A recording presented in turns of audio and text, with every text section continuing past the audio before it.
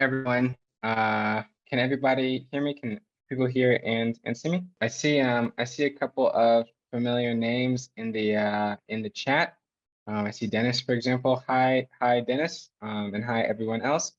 My name is Trey, and I'm the co-founder or one of the co-founders of the Afrijob Network, which I'll talk about in a second. And I'm going to be your presenter for today.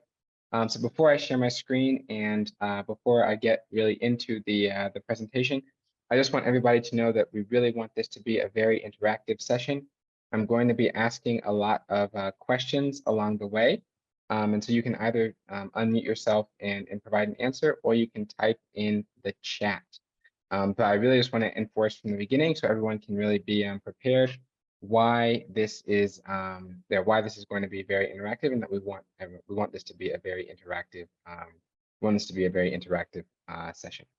So I will share my screen right now, and we can go ahead and get started. Today's session is about how do you build your professional experience before and after graduation. And so we know that this is a very important topic. Not just for current students, but also for people, as we can see from the title, who have graduated after, or who are at a post-graduation phase.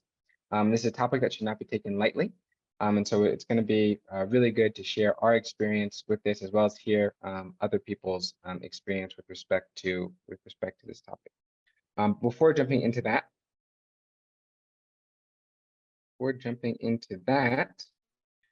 let's talk just a little bit of background on myself. Who is the person that is speaking with you today?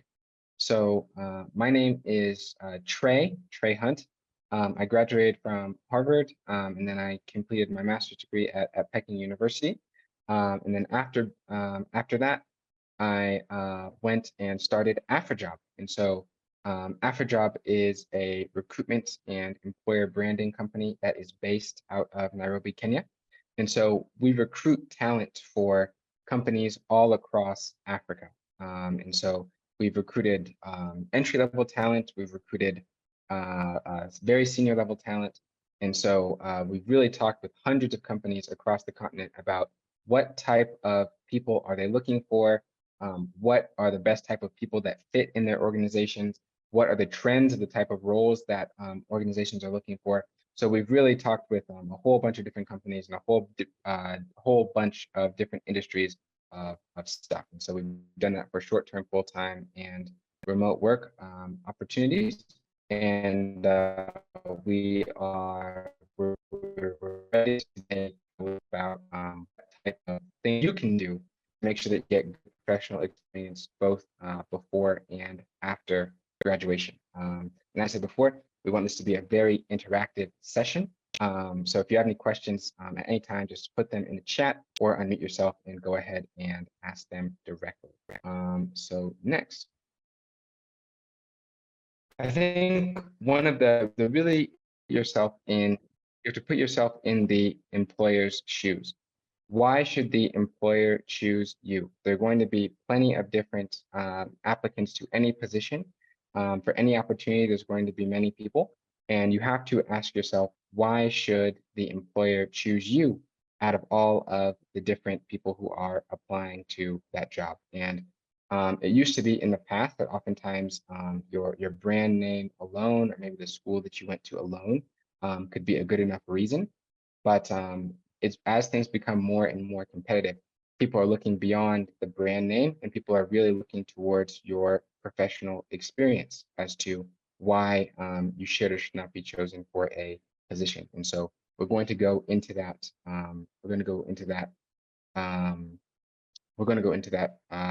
Over the course of the presentation. So first, how do you build your professional experience? So what are some of the ways in which you think that you can build professional experience? Does anyone have any ideas? Or does anyone have any thoughts? Let's say before graduation. Does anyone have any ideas of how you can go ahead and build some of your professional experience? I'm sure. Yes, okay. I can. Oh, go ahead. one of the ways of building your professional experience is by participating in conferences, seminars, and other, let's say, sessions that are held during your time at campus. You can also go for internship. You can also do voluntary work. So those are some of the ways you can build your professional experience before graduating. Mm, mm, mm, mm, mm. Okay, thank you so much for that, Dennis. You touched on a lot of really good things there. I also see that Tunga and Gracia and Stanley have also touched on some of the things that we're going to touch on over the course of this call. Right, conferences, career fairs, internships, volunteering, clubs, all of those are really good, and we'll go into some of the details of that as we continue on with the conversation. So yeah, so before graduation, there's kind of a certain strategy or certain things that you can do, and then there are also other things that you can do after graduation. So before graduating, this is something that a couple people have mentioned in the chat already, is that you can do internships, whether that is during kind of the June to August period, whether that's during more of the Christmas period. There's never too short of a time to go and do an internship. So if someone's thinking of doing an internship, what is a strategy or a way that you can go and get one? Does anyone have any ideas? I'm sure there are people on the call who have done internships before. Maybe you could also share your experience of how you went about and got an internship, whether it's during the longer holiday, a shorter holiday. Does anyone have any ideas or any experiences they'd like to share?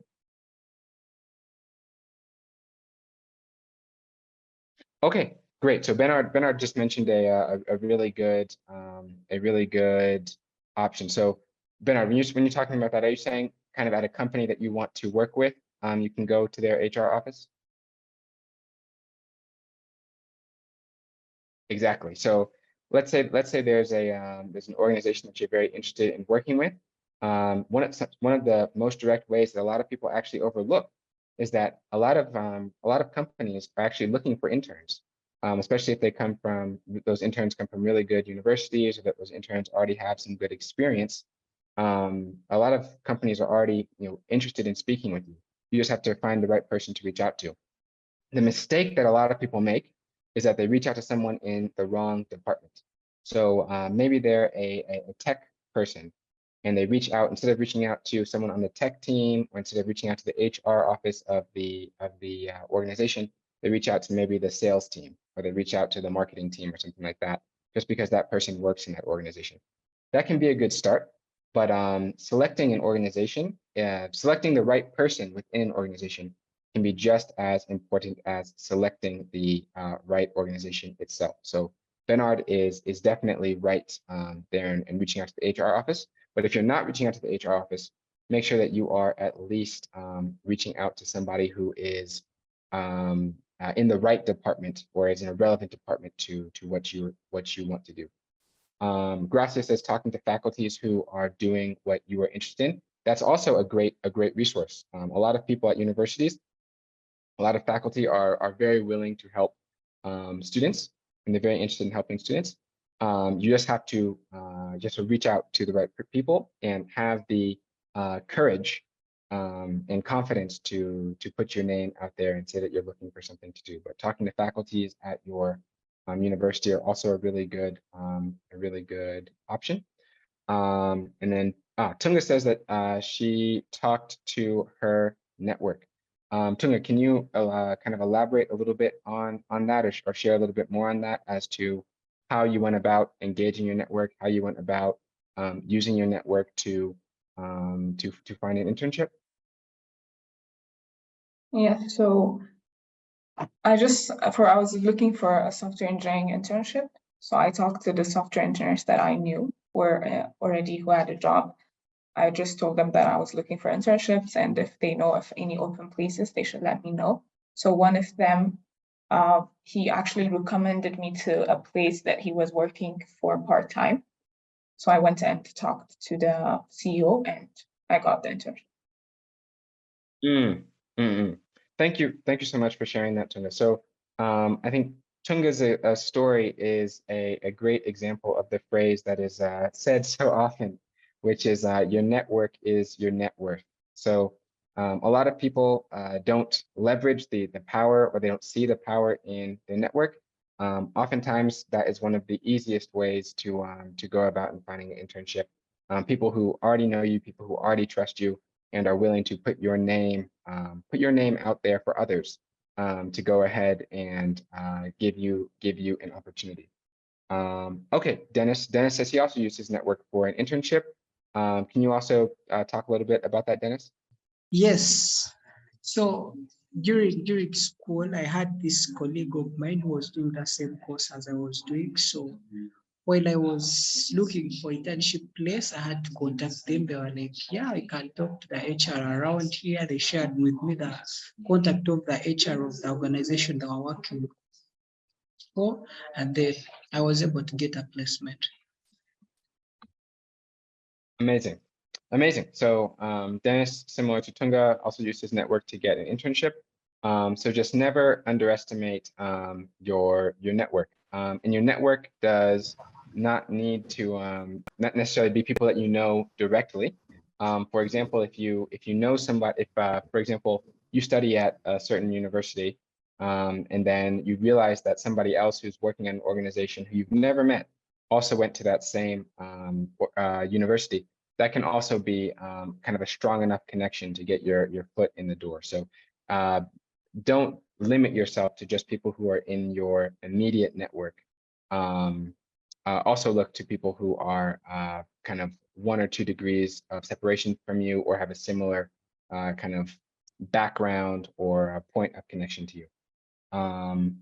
Okay, and so Bernard asked about Afrijob.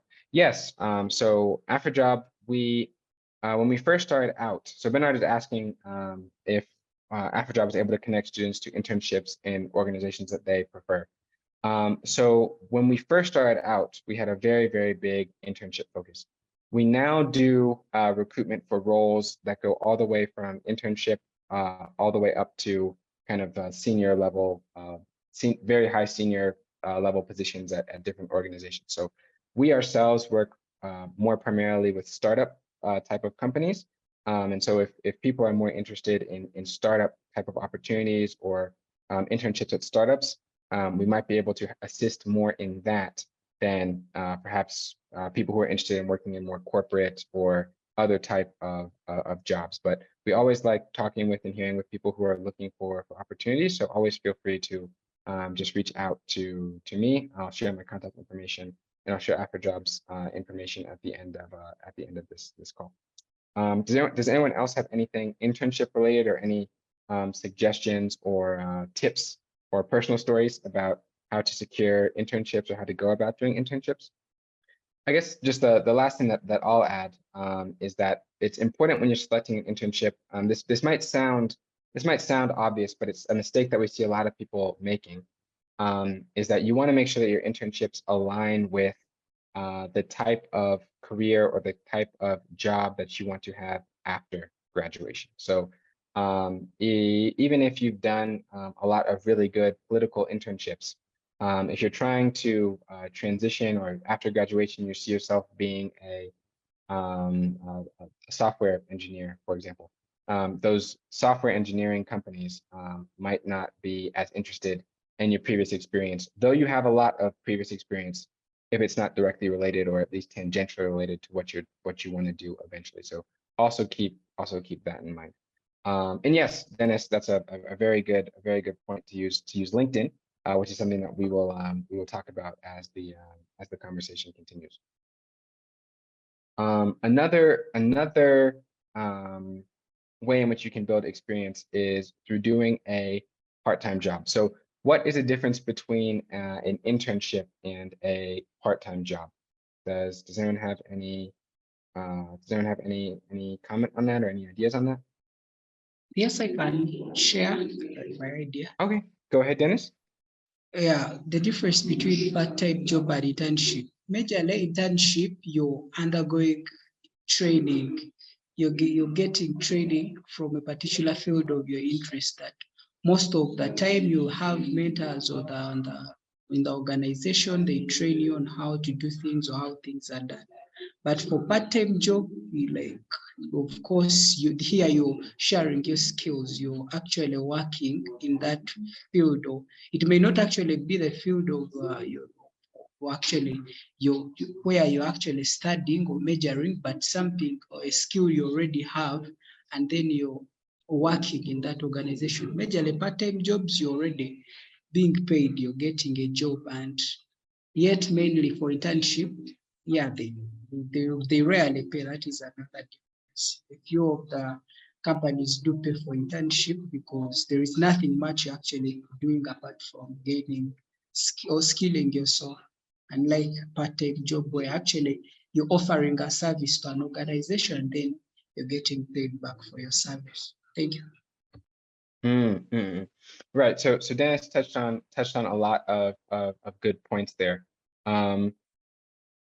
Okay, right. And so Bernard's also kind of adding on to what Dennis says. Bernard says a part-time job allows you to utilize the free time you have away from the internship place. It always comes second from the internship, right? So an internship generally tends to be kind of a full-time type of thing. There are part-time internships. There are some of those, but generally, when you think of an internship, it is a full-time thing. It is as if you are working in an organization, kind of in a learning capacity. As Dennis was saying, usually under somebody or as a mentee of somebody or something similar to that. Whereas a part-time job is something that is that does tend to be more skills based. It can be high skills based, like maybe you're doing some coding for an organization, or it can be more low skills based. Maybe you are a library assistant, which is one of the things that I did in university. But it does still allow you to build on certain skills, and oftentimes does not require as much time as what is required in an internship. Has anybody, or let me say it, a part-time job might, for example, be across the entire year, but your weekly commitment is maybe only 10 or 15 hours a week, whereas an internship might be a more intense kind of 2 or 3 month period, but you're working 8 to 12 hours a day. Does anyone have any experience doing a part-time job?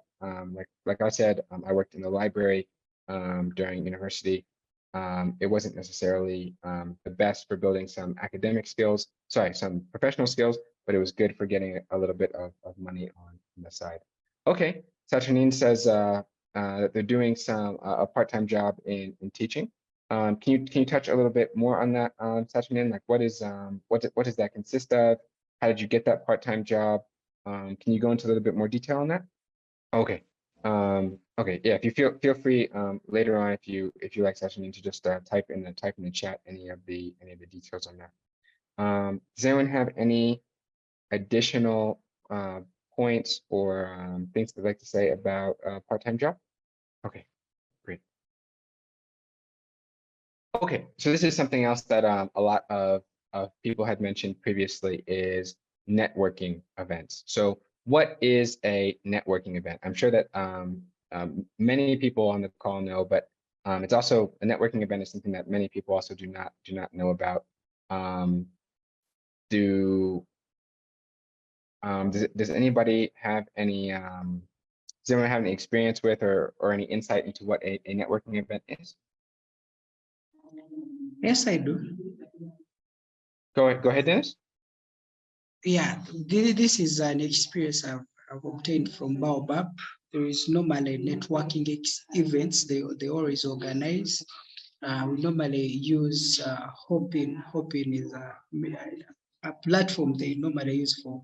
It's a networking tool. So normally organize these networking events whereby different people, like you go and you're connected to different people at a time. You can, let's say, meet someone. It is a one-on-one networking, let's say one-on-one networking event whereby you get connected to someone, you chat for a while, and then you eat like sort of wonder, well, then they go to another person. Then there is group networking events whereby you can have a group of people, but in these groups you have subgroups whereby you say, like, you're going to a group of people who are interested, let's say, in entrepreneurship. They have a particular, let's say, room where they be talking about entrepreneurship, and another group where they be talking about another topic. So these are some of the networking events I've been in Baobab. Mm, mm. Thank you so much for sharing that, Dan. So it's great that you're able to relate some of the Baobab experiences and Baobab networking events back to this conversation. So Dennis made some very good points there. So networking events, there tend to be a great place where people with similar interests, particularly similar career interests or career ambitions, can congregate in a single space. And so, for example, if you're interested in finance, for example, joining or participating in a networking event where you talk with a lot of different people who work in finance can, one, be a very good chance to find out if finance is actually the right type of field that you want to go into, but it can also be the right place to meet people, meet up with them after the event, keep in contact with them, and then see if they can potentially help you to get an internship or get a job in the finance industry. Some people, I think some people kind of attach a negative connotation to networking. They think that it's maybe just a way to kind of use other people to get what you want. But I think the opposite side of what I've heard about that is that networking only works like that if you treat it like that. The best networkers are actually not the people who ask the most, but are actually people who give the most. And so it's not just about you, getting in contact with other people to get where you want to go, but also making introductions and giving advice to other people as they're trying to figure out where they want to go. So you can utilize their network, they can utilize your network, and it can be a win-win for everybody in the end. Okay, and so Bernard mentioned that in networking, in the mentorship program, he was allocated a good mentor who is really assisting a lot. So Bernard, can you touch on that a little bit? Can you add any extra details to that, or kind of talk about how that through networking that's helped you out? Hi, am I audible? Hi, you are. Am I audible? Yes, we can hear you. Yeah, there's this mentorship program from Baobab. I think it was started. It started at the end of last year. So we were allocated mentors from across Africa. So I was given a mentor who comes from Ghana. So he's really assisting and directing like these questions. If I he's also helping, like he tells me like where the focus, like which careers are good now in the market and financial stuff. So I think it's a good way to network. Great. Thank you so much for sharing that. Thank you so much for sharing that, Bernard. So exactly. And one of the other good things about networking is that all it takes is for you to get in contact with one person, and that person can then help you to get in contact with other people. So it's not just that you can use networking events to your advantage, but also if you develop the reputation of someone who is very good at networking, has a very good network, then that also draws more people to you like a magnet, because they know that you know a lot of people. So it networking compounds the more and more that you work at it. Does anyone have any other things on networking events or any ideas on networking events? I guess the last thing that I'll say here is that a lot of networking events are organized by schools, but also don't limit yourself to schools. They're just networking events for the general public, or maybe you have a friend that's recently graduated and they're in kind of different circles than you. and they are now have access to other type of events. Don't hesitate don't hesitate to go out to networking events beyond school and expand your network and expand the people that you know and the networks that you now have access to beyond your immediate school network. And also, if you live in a city or a place that has a lot of different universities, like in Boston, for example, you'll oftentimes find good networking events at other universities, which will expand beyond your home campus as well. So all of those are just other things to keep in. Does anyone have anything else on networking events? Great. So before going on to the next one, we have just really quickly in the chat. So Bernard asked earlier about are there any rules guiding the part-time job in the internship organization? Like, do internships regulate the type of work to do as a part-time person? So that just highly depends on the organization, and it can also depend on your on the country and immigration status in the country. So I remember back when I was in university, non-Americans were only able to do part-time jobs for 20 hours a week maximum, I believe. But some people got around that by also doing some type of remote work, which was kind of in a different category than what the kind of part-time job category was. So you just have to check with the organization, check with the university. If you're an international student, you have to check on kind of what the rules are regarding international students. But yeah, it just really depends on what organization you are working in. And then Saturnine expanded, saying that after graduation from university, with a bachelor's degree in applied linguistics, doing a part-time job in teaching in a private primary school in the home country. So that is a really good way of how to find a part-time job and how to leverage one's experience to do so. Then we also have clubs. This is something that one person had mentioned previously in the chat, but it's something that a lot of people will overlook. So clubs in this case, we're not talking about. There are a lot of people when they think of clubs, they think of social clubs. So maybe like fraternities or maybe a reading club or a chess club or something like that.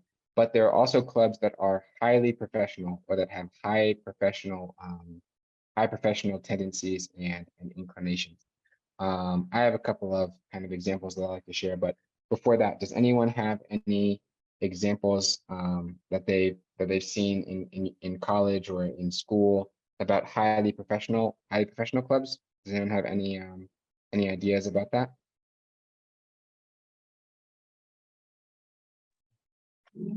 Yes, can I give an example? Sure, go ahead, Dennis. One of the, I can say, professional clubs that I've seen is like debating club. Debating club is professional in the way that it would improve on your public speaking, making presentation, which are some of the soft skills that are highly required nowadays. So it is one of the clubs that can help you improve like your profession during school. Exactly. So Dennis made a very good point there. How a debating club can be good generally for everybody, just in improving your public speaking, but it can be especially good, for example, if you want to go into a career that requires public speaking. So let's say you want to go into politics or perhaps law or something like that. It can be a very necessary or very good club to join. Additionally, for example, here in Nairobi, one of the local universities, they have an HR club. And so in the HR club, the students learn all the principles of HR. They take classes on, or they don't take classes, but they kind of have courses that they do regarding HR. They study the philosophy and the practicality of HR. And so when an organization like this is a true kind of story. But when an organization like Afrijob is looking for people to come into their organization, if we're looking for full-time people or we're looking for interns, this is one of the first places where we will go. If you go to a local university that has a club that does your industry, it's better to, or there's a better chance of you getting the right fit if you pick somebody from that university who's already familiar with kind of the terms and the ideas of your industry than just another person who's not. So whether you're doing engineering, whether you're doing HR, whether you're doing a language, whatever it may be, those clubs can oftentimes also have connections to jobs or connections to internships at organizations that have previously recruited from them before or who've sponsored them before, who have had some type of connection with the club. So it's great to do more fun clubs, whether it's singing club or chess club or some sport or something like that. But also be thinking about some of the more professional clubs which have direct ties to internships or other people who might have previously worked in those type of organizations. And so Bernard says, when applying for internship in a big organization, which office is best to direct an application email? Let's say it consists of different levels of HR personnel. Whom best do you direct your intentions? Okay, so I think that's a really good question.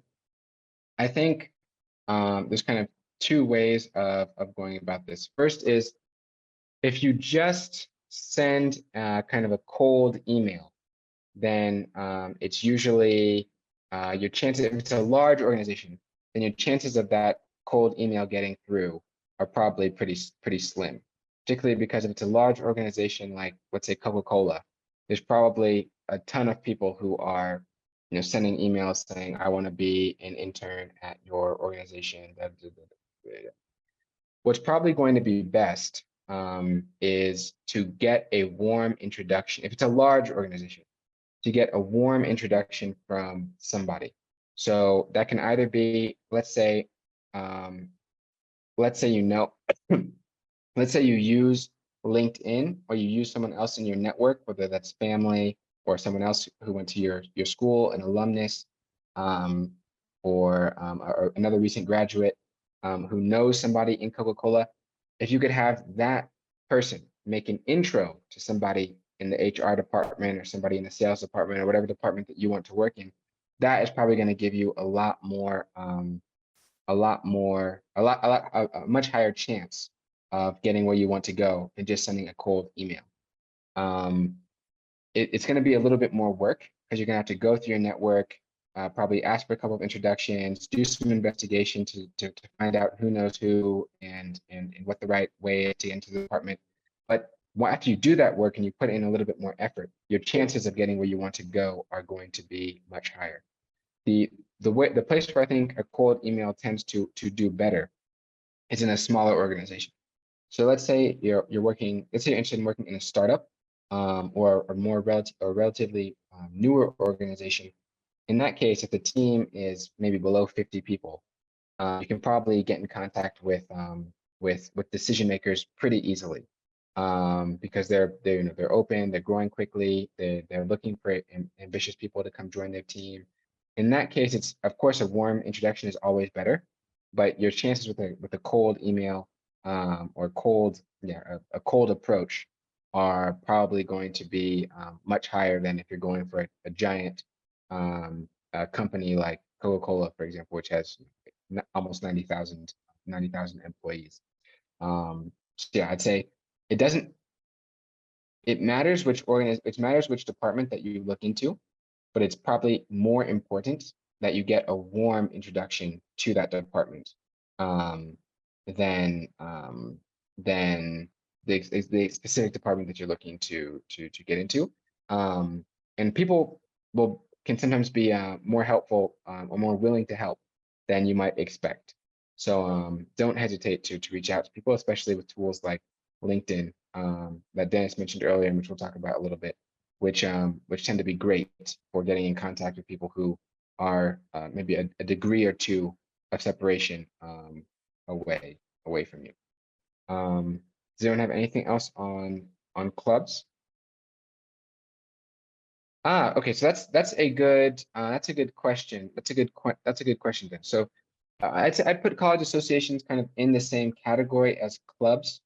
Also, particularly, I think the most powerful aspect of college associations are alumni associations. So some universities have formal alumni organizations that have a full database of people and this type of stuff.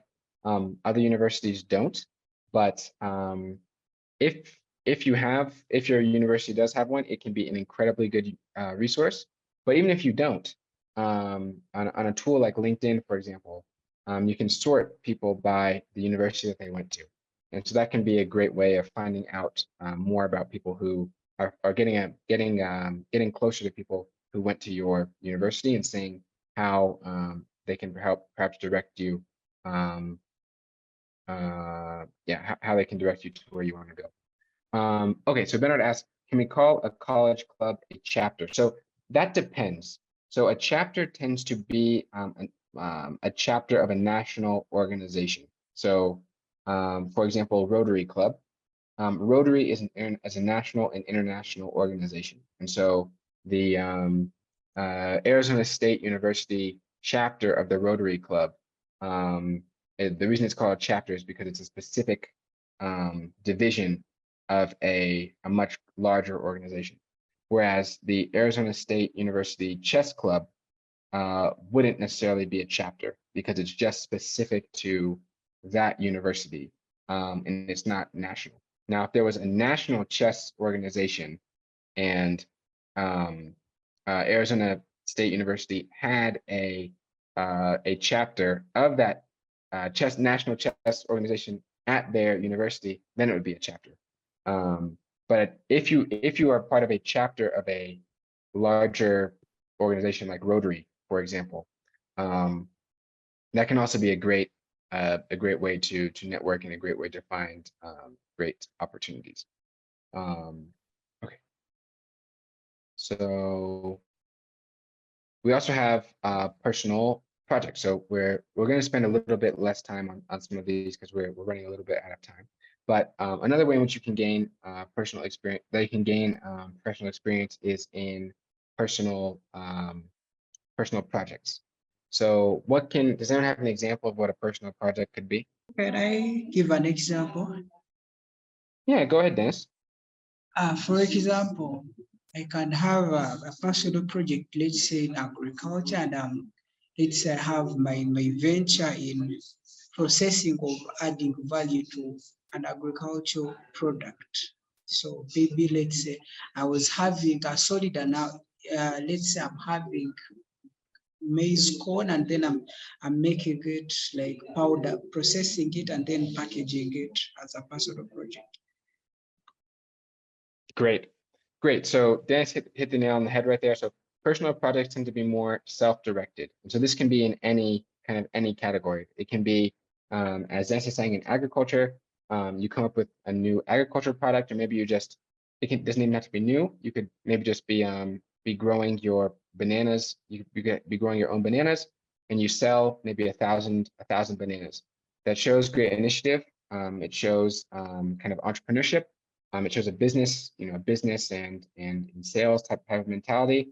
So even though it was something that you did yourself, and it's not attached to another organization, depending on how kind of aggressive you were with it and kind of the scale to which it reached, it could be really impressive. Same could be for, let's say, you're a software developer. You develop an app by yourself. It gets a few thousand downloads. That's pretty impressive. Maybe you like fashion and you came up with your own fashion brand. You sold a few items of clothing, or you launched a few clothing lines or something. That could also be pretty impressive. So also keep personal products in mind. You don't necessarily you can, of course, get professional experience, and the typical way of getting professional experience is through other organizations, but don't limit yourself to that. You can also get professional experience through your own initiative. Kelvin asks, as a student yet to get into the corporate world, how do you overcome the feeling of inferiority complex? Okay, I think there's kind of no reason to feel inferior. We can, especially at this point, everyone at this point is so early in their career that there's really no reason to feel inferior. I guess maybe Calvin, you could expand a little bit more on what you mean by that. But I think one of the ways you can also combat feeling inferior is just to get more experience. So if you feel as though you're lacking or you're weak in some area, probably one of the best ways to overcome that is to just get more experience in that area, whether it's through internships, personal projects, clubs, whatever it may be. Okay, and so lastly on this one, another thing that you can do to get more professional experience is to build up additional skills. So this can be done through Coursera, this can be done through Udemy, this can be done through your formal classes. But with the internet combined with university that you're at, there's no reason that you can't learn additional skills, whether it's technical, whether it's language, whether it's better writing skills. Whatever it may be, but that can be another gateway to getting great professional experience. And Dennis had mentioned this previously. Yes, Bernard mentioned that's a great point. Reading books is can also be a great way to get additional skills. Tunga is asking about getting this presentation afterwards. Let me revert on that. Tunga. I'll talk with the Baobab team and let everyone know about getting the presentation. And so one of the other really good ways in which you can get professional experience is by using LinkedIn and your resume. So LinkedIn is probably one of the most underrated and underutilized tools on the face of the earth. So a lot of people just think of LinkedIn as a kind of Facebook for jobs, but it really is an incredible tool when it comes to getting in contact with the type of people that you want to get in contact with. It's essentially makes people able to network with anybody on the planet. So no longer are you confined to your university or confined to your state or even confined to your country. You can now network with anybody anywhere across the world. So we have a full presentation and a full course that we teach on LinkedIn. But just for now, think of it as another way as well in which you can gain professional experience, either through LinkedIn Learning, which is similar to as we were saying with the online classes, or through getting in contact with other people. Okay, and so we'll also talk about how you can build experience after graduating. So first, we'll say recruiters. So I've talked a little bit about what recruiters do. Afrijob is a recruitment company, but how can someone after graduation use recruiters to gain professional experience? Does anyone have an idea? Okay, no worries. So recruiters essentially help companies to find the people that they're looking for. So let's say Coca-Cola is having trouble finding a sales manager. They can't find it. They've posted ads. They've used their own networks. They can't find someone. They'll then go to a recruiter and say, Afrijob, we need your help finding a sales manager. Can you use your network to help and find us that person that we're looking for? And so it's recruiters' jobs to make sure that people get they make sure that companies find the right jobs, find the right people for the jobs that they're hiring for.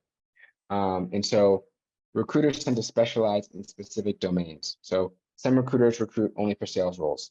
Some recruiters recruit only for software engineers. Some recruiters recruit only for finance. And so a great way to build professional experience and to get further in your career is if you're looking to go in a certain direction, you're looking to get a job in a certain field, get in contact with a recruiter and build a relationship with a recruiter who works in that field. For example, there are some recruiters who only work with let's say big tech companies. And so if you're a software engineer or a product manager or a salesperson who wants to get into big tech, that person is going to know all the jobs that are coming out kind of before you do. And so if the right job comes along or the right company comes along, they can forward that opportunity to you, and then you can now have access to that company. So recruiters can be a very great resource for building your professional experience. And it's pretty easy to find recruitment companies. LinkedIn is where all recruiters live. If you just look for recruiters on LinkedIn, or you type in recruiter or headhunter or whatever it may be, you'll find a lot of people there. And recruiters are oftentimes happy to get in contact with strong candidates, because recruiters get paid if that candidate can be placed into a company. So recruiters can be a great resource both during but particularly after graduation. Next is kind of how people apply for jobs. So many people will only apply to jobs if they match 100% of the requirements. But from our experience with recruitment and talking with hundreds of different companies, a lot of companies are actually okay if somebody just has maybe 70 or 80% of the requirement, sometimes even lower, as long as they have the kind of the key aspects that are there. So one of the big ways, or one of the big tricks that you can use after graduation when it comes to applying for jobs is to just make sure that you apply to jobs where you have a pretty good chance, or you match some of the requirements, but maybe not necessarily all of them. So that can just be another good trick to keep in mind. And this kind of goes along in the same way as building your brand. So we touched on this a little bit. For anyone who was here on the last on our last Baobab webinar, we touched on this a little bit last time. But for those who weren't there, what is your brand? What is your personal brand? Does anyone have a comment on that, or any feedback on that? Yes. Go ahead, Dennis. Yeah, personal brand literally means who you are, what you stand for, what you do. For example, in most cases, our media platform, social media platforms give a summary of our personal brand. For example, LinkedIn, you'd say your name will appear, and then you say you are an industrial chemist, or let's say you are an engineer, and then what are you interested in? What do you do? Which projects are you engaging in? What actually are you doing? And everything describing you as a person professionally, to me, is your personal brand. Exactly. So Dennis really touched on it in the last in the last couple of words there, especially, where your personal brand is essentially what people say about you when you're not in the room. And so as Dennis mentioned, using social media can be a great way to build your brand. As you build your brand, if you become known as an expert on finance, you become known as an expert in sales, an expert on international relations, whatever it may be, through posting content, then people will start coming to you, or people will start noticing you, and will start presenting you with opportunities, and not the other way around. And so I know a lot of people don't like posting on social media. They think that social media is kind of ridiculous. In some ways it is, but it's also an incredible tool for you to be known by others. And the more that people know you, particularly in a positive light, or the more people know you as an expert, the easier it is for them to think about you when opportunity comes along that is relevant to you. Yeah, so as Stanley says, implication you create to others, exactly. And as Gracia says, how do you want to be seen by others? What do you want to be known for? The more people know you, the more people know you, the more they can recommend and opportunities for you. Bernard says, does applying for jobs different from your major create unprofessionalism concept on the mind of the recruiters or employers? So that depends. That depends. I think there are some jobs. So some jobs, for example, like consulting. For a lot of consulting jobs, I mean management consulting, they don't really care what background you come from. They care much more about your how intelligent you are, kind of how ambitious you are, how hardworking you are.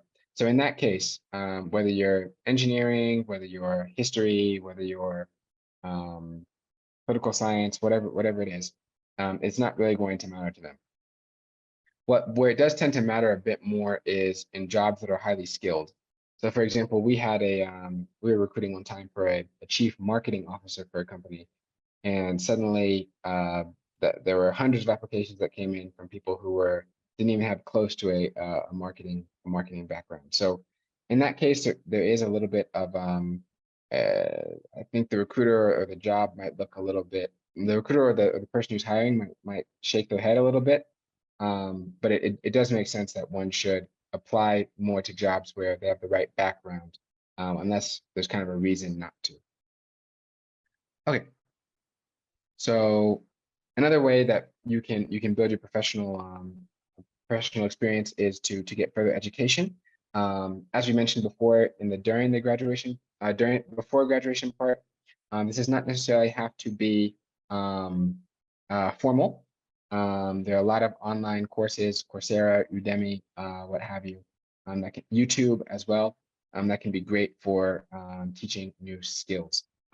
So it can be great to go back to university, but it's not necessary in today's age.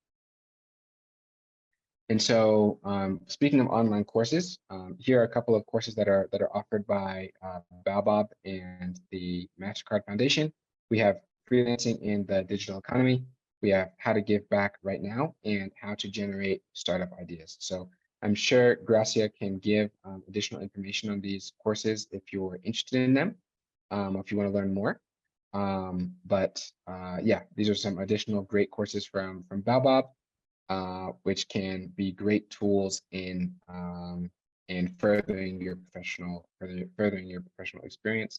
And the course links are right here. So we've got a couple of quick case studies before we jump into the question and answer. So Harriet and I, basically right after finishing college, we did a master's program, and then after master's program, we started Afrijob. So you don't necessarily have to jump into doing a corporate job or a job straight away to build your professional experience. We saw there being a challenge in African startups had a difficulty in getting great interns. Then we later found out they had a difficulty in getting great talent. And so we just, starting from that idea, we decided to start a company that could help them to solve that problem. So you don't have to wait until you're really late in your career to go ahead and start trying to build your professional experience, or to build your professional experience on your own.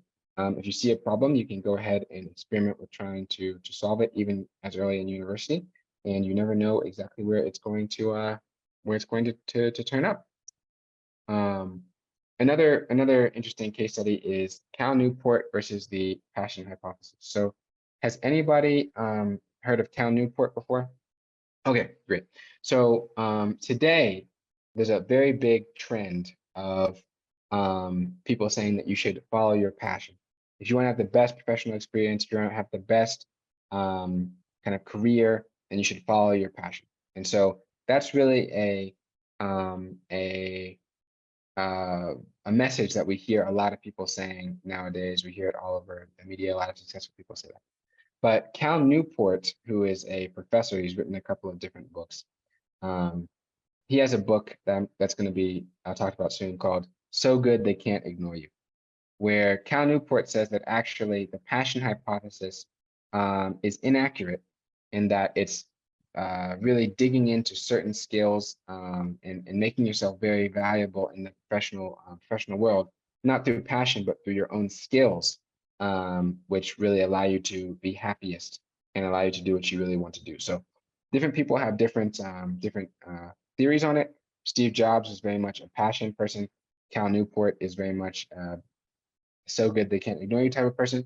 But I would invite everyone to kind of do their own research and look at both sides of the coin as they go about building their own professional experience. And so here are a couple of books that books and resources that we recommend.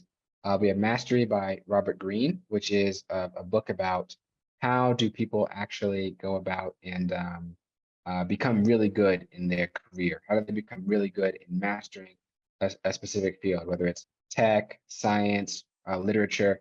How have some of the greats of all time, how have they gone about doing that? Here's the Cal Newport book, So Good They Can't Ignore You.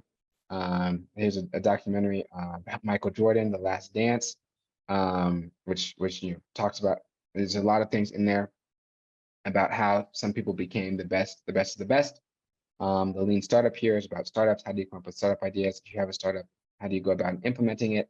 Got a book here about Steve Jobs. So here's just a couple of different books that could be great resources for people when thinking about how to build their professional experience.